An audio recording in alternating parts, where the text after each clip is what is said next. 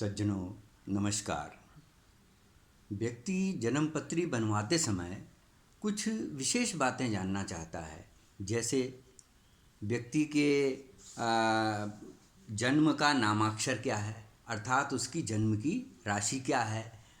बच्चा मांगलिक तो नहीं है, क्या उसका जन्म मूलों में हुआ है, या उसका शुभ पाए या अशुभ पाए में किस किस पाए में उसका जन्म हुआ है, मांगलिक है या नहीं है, इत्यादि इत्यादि। इन विषयों में आज हम चर्चा करेंगे। तो सर्वप्रथम हम पाद या पाए का विचार करते हैं। पाद या पाए में अगर चंद्रमा पहले, छठे या 11वें स्थान में हो, ये एक छोटा सा उदाहरण में स्वरूप जन्म कुंडली बनाई है। इसमें ये चंद्रमा पहले 1, 2, 3, 4, 5 छठे स्थान, 7, 8, 9, 10 11वें स्थान। तो चंद्रमा यदि पहले, छठे या 11वें स्थान में हो जन्म कुंडली में, तो व्यक्ति का जन्म सोने के पाए में माना जाता है। सुवर्ण पाद में व्यक्ति का जन्म होता है। चांदी का पाया यदि चंद्रमा दूसरे, 5वें और 9वें स्थान में हो, दूसरा स्थान, 5वां स्थान और ये 9वां स्थान, इन स्थानों में अगर व्यक्ति का चंद्रमा है तो व्यक्ति चांदी के पाए में उसका जन्म माना जाता है, अर्थात रजत पाद में उसका जन्म माना जाता है। तांबे का पाया यदि चंद्रमा तीसरे, 7वें और 10वें स्थान पर हो, 1, 2 तीसरे, 4, 5, 6 7वें, 8, 9 10वें स्थान पर, 3, 7, 10वें स्थान पर अगर चंद्रमा है तो व्यक्ति का जन्म तांबे के पाए में या ताम्रपाद में माना जाता है। यदि चंद्रमा चौथे, 1, 2, 3, 4 चौथे, 8वें, 4, 5, 6, 7, 8, 9, 10, 11, 12वें स्थान पर, चौथे, 8वें या 12वें स्थान पर अगर चंद्रमा है जन्म कुंडली में, तो उसका जन्म लोहे के पाए में माना जाता है या लौहपाद में उसका जन्म माना जाता है। श्रेष्ठता क्रम में सबसे अच्छा पाया, शुभ पाया चांदी का पाया है। रजत पाद में जन्म सबसे ज़्यादा शुभ माना जाता है। द्वितीय नंबर पर ताम्रपाद में जन्म माना जाता है। तीसरे नंबर पर सुवर्णपाद में जन्म माना जाता है और सबसे निकृष्ट पाया लौहपाद माना जाता है। तो ये हुआ पायों पर विचार। मांगलिक के विषय में तो हम चर्चा पहले भी काफ़ी कर चुके हैं और आगे जब विवाह का प्रवाह लेके आऊँगा तो उसमें भी बाकी हम मांगलिक के विषय में और चर्चा करेंगे। अच्छा, जन्म का नाम अक्षर का है। चंद्रमा जिस नंबर पर होगा वो व्यक्ति की राशि होती है, तो उसके हिसाब से हम व्यक्ति के जन्म का नामाक्षर पता कर सकते हैं। तो ये जन्म का चंद्रमा जिस राशि में है वो व्यक्ति की राशि होगी, इस विषय में भी काफ़ी चर्चा कर चुके हैं। चलिए अब हम मूल पर आते हैं। यदि व्यक्ति का जन्म अश्विनी, अश्लेषा, मघा, ज्येष्ठा, मूल और रेवती में हुआ है, फिर से यदि व्यक्ति बालक का जन्म अश्विनी, अश्लेषा, मघा, ज्येष्ठा, मूल या रेवती नक्षत्र में हुआ है, तो ये नक्षत्र गंडमूल नक्षत्र कहलाते हैं और इसमें भी अश्लेषा, ज्येष्ठा और मूल विशेष प्रभावशाली होते हैं। इनका किस चरण में क्या प्रभाव होता है ये यहाँ पर हम अभी चर्चा करेंगे। अगर इन मूलों में व्यक्ति का जन्म हो तो जन्म से 27वें दिन पुनः वही नक्षत्र आने पर हमको मूल शांति करा लेनी चाहिए। अब आता है मूल का निवास। बैसाख के महीने में, ज्येष्ठ में, मार्गशीर्ष में और फाल्गुन के महीने में मूल का वास पाताल लोक में होता है।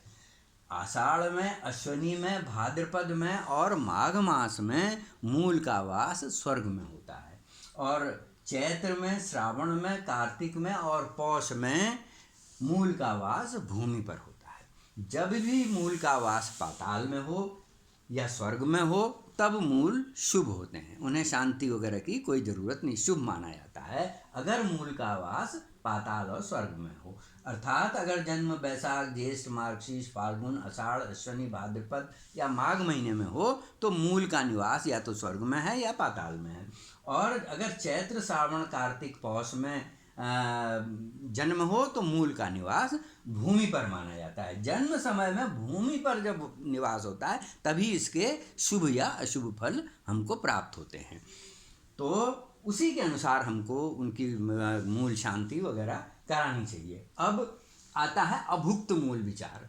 ज्येष्ठा नक्षत्र की अंतिम आधी घड़ी ज्येष्ठा नक्षत्र की अंतिम आधी घड़ी और मूल नक्षत्र की प्रारंभ की आधी घड़ी कुल मिला के 24 मिनट, आधी घड़ी 12 मिनट हुए, तो कुल मिला के एक घड़ी हो गई 24 मिनट। ये समय अभुक्त मूल का होता है। तो अगर कभी किसी का जन्म ज्येष्ठा नक्षत्र की अंतिम घड़ी में हो या मूल नक्षत्र की शुरुआत की आधी घड़ी में हो तो उसको अभुक्त मूल कहते हैं। इस मूल की शांति कराना परमावश्यक है। ऐसा माना जाता है कि गोस्वामी तुलसीदास जी का जन्म इस अभुक्त मूल में ही हुआ था, जिसके कारण उसके माता पिता को उनको त्यागना पड़ा। हमारा विचार है कि ऐसे केस में व्यक्ति को मूल शांति अवश्य करा लेनी चाहिए। अब एक ही नक्षत्र में अगर माता पिता तथा संतान का जन्म हो तो वो भी शुभ नहीं माना जाता है, और एक ही नक्षत्र में दो भाइयों का जन्म हो या भाई बहन का जन्म हो तो ये भी अशुभ होता है। अब मैं आपको एक विशेष योग जो ज्वालामुखी योग के नाम से जाना जाता है, जो कि कुछ विशेष तिथियां और नक्षत्रों के मिलने पर बनता है, उसके बारे में चर्चा करते हैं। अगर प्रतिपदा तिथि को मूल नक्षत्र है, पंचमी तिथि को भरुणी नक्षत्र है, अष्टमी तिथि को कृतिका नक्षत्र है, नवमी तिथि को रोहिणी नक्षत्र है और दसवीं तिथि को अश्लेषा नक्षत्र है, तो ये इस तिथि और इस नक्षत्र के मिलने से ज्वालामुखी योग बनता है। पुनः कहता हूँ, प्रतिपदा को यदि मूल नक्षत्र हो, पंचमी को यदि भरुणी हो, अष्टमी तिथि को कृतिका हो, नवमी तिथि को रोहिणी नक्षत्र हो और दसवीं तिथि को अश्लेषा नक्षत्र हो, तो ये ज्वालामुखी योग कहलाता है। इस योग में किए गए समस्त कार्य निष्फल हो जाते हैं। एक दोहा भी इस विषय में प्रचलित है कि प्रतिपद में तजि मूल को, पंचम भरुणी भार, अष्टमी कृतिका रोहिणी नवमी तिथि करो विचार, दसवीं श्लेषा को तजो कहता हूँ मैं सांच, बुरे तिथि नक्षत्र ये ज्वालामुखी योग हैं 5। जन्मे सो जीवे नहीं, बसे सो उजड़ होए, नारी पहने चूड़ियाँ निज पति को देखोए, बोए तो काटे नहीं, कुएं न उपजे नीर, ये ज्योतिष की सूक्तियाँ धरो हृदय में धीर। तो मैं यही कहना चाहता हूँ कि ऐसे इस ज्वालामुखी योग में हमें कोई भी कार्य आरंभ करने से बचना चाहिए। आज के इस प्रवाह में ये ज्वालामुखी योग और हमने पायों का विचार और मूलों का विचार किया। अंत में हम ये अश्लेषा ज्येष्ठा मूल किस चरण में प्रभावशाली होते हैं और इनके शुभाशुभ फल किस में मिलते हैं, ये और चर्चा करते हैं। अश्लेषा का द्वितीय चरण में अगर जन्म है तो धन नाश, तृतीय चरण में जन्म है तो माता को कष्ट, चतुर्थ चरण में स्वयं के लिए अशुभ होता है। ज्येष्ठा नक्षत्र का प्रथम चरण बड़े भाई को अशुभ होता है, द्वितीय चरण छोटे भाई को अशुभ होता है, तृतीय चरण में माता को कष्ट होता है, चतुर्थ चरण में पिता के लिए अशुभ होता है। उसी प्रकार मूल नक्षत्र का प्रथम चरण पितृ कष्ट, द्वितीय चरण में माता के लिए अशुभ और तृतीय चरण में जो है इसमें धन हानि और चतुर्थ चरण सर्व सुखकारी होता है।